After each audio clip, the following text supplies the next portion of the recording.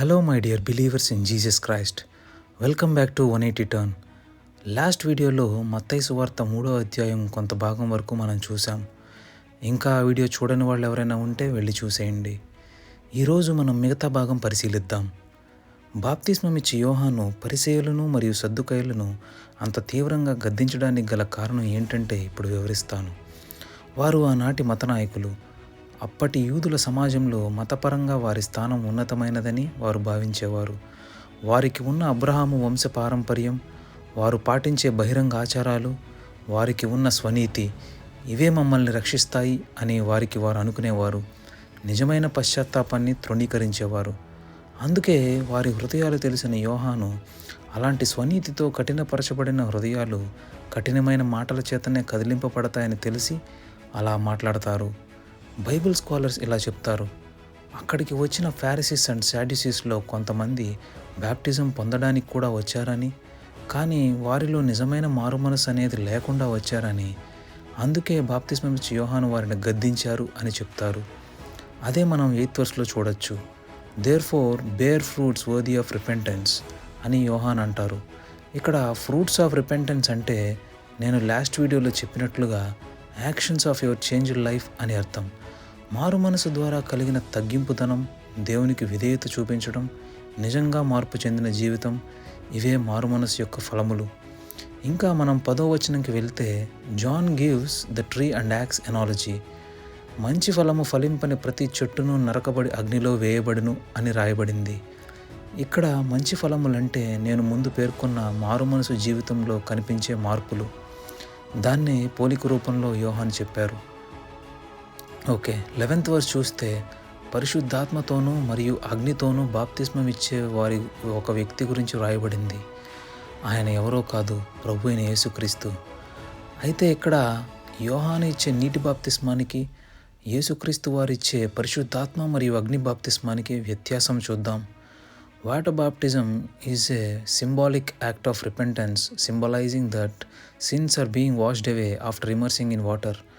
But the baptism with Holy Spirit brings internal transformation, renewed life and renewed nature. And baptism with fire signifies purification of repentant people and judgment for the unrepentant people. దీన్ని ఇంకొంచెం క్లారిటీతో 12th verseలో observe చేయొచ్చు. In this verse, John the Baptist gives winnowing fork analogy.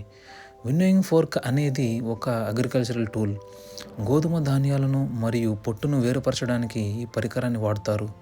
ఇక్కడ గోధుమలు మారు మనస్సు పొందిన వారికి సూచన మరియు పొట్టు మారు మనస్సు పొందని వారికి సూచన. ఆరని అగ్ని అనేది తీర్పుకి సూచన. ఓకే, వాక్యంలో ముందుకు కొనసాగితే యేసుక్రీస్తు వారు యోహాను చేత బాప్తిస్మం పొందడానికి వస్తారు. అయితే మనకు తెలిసిన విషయమే, లూకా సువార్తలో రాసినట్టుగా బాప్తిస్మం ఇచ్చి యోహాను మరియు యేసు ప్రభు వారికి ఆల్రెడీ బంధుత్వం ఉందని. So we can say that this meeting at the Jordan river may not be the very first time that they both met. యేసుక్రీస్తు వారి చెప్పులు కూడా మోయుటకు అర్హుడను కాను అని తనకు తాను ఎంచుకున్న యోహాను, నేను నీ చేత బాప్తిస్మం పొందవలసినది అని యేసు ప్రభుతో అంటారు. అందుకు యేసుక్రీస్తు వారు ఇలా అంటారు, let it be so now, for thus it is fitting us to fulfil all righteousness. ఇక్కడ ఫుల్ఫిల్ ఆల్ రైచియస్నెస్ అంటే తండ్రి చిత్తము నెరవేర్చుటకు అని అర్థం. బాప్తిస్మము అనేది పాపము నుండి మారు మనసు పొందిన వారికి మాత్రమే. కానీ యేసుక్రీస్తు వారు ఎటువంటి పాపం లేని పరిశుద్ధుడు. అయినప్పటికీ బాప్తిస్మం ఎందుకు పొందారు అంటే తనని తాను పాపులతో గుర్తించుకున్నారు, పాపుల స్థితిలో తాను నిలిచారు. Means he identified himself with sinners even though he never sinned. యేసుక్రీస్తు వారు తనని తాను పాపులతో గుర్తించుకోవడం ఇక్కడే కాదు, బైబిల్లో ఇంకా చాలా సందర్భాల్లో మనం గమనిస్తాం. So his baptism marks the beginning of his mission as the one who would carry entire humanity's sin even though he himself was sinless.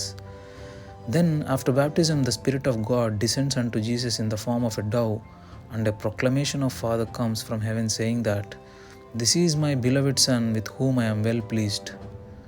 So ఈ ప్రొక్లమేషన్ ద్వారా యేసు ప్రభు వారి మిషన్ ఆరంభమవుతుంది. I'm going to conclude.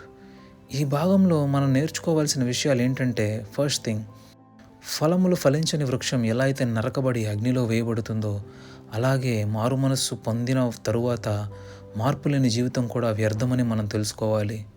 Second thing, యేసు ప్రభు వారు ఎటువంటి పాపం చేయనప్పటికీ తండ్రి చిత్తమును నెరవేర్చుటకు తనని తాను పాపులతో పోల్చుకుని బాప్తిస్మం పొందారు. అలాగే మనం కూడా నిరంతరం తండ్రి చిత్తమునకు విధేయులుగా ఉండాలి. ఈ వీడియో చూశాక థర్డ్ చాప్టర్ మొత్తం మరొకసారి మీరు కూడా చదవండి. If you have any doubts or suggestions, we can have discussion in comment box. We will meet in next video. Until then, remember 3 things. Have 100% faith in Yahweh, never cease to pray, and walk in repentance way. మన ప్రభు అయిన యేసుక్రీస్తు కృప మీతో ఉండునుగాక. Amen.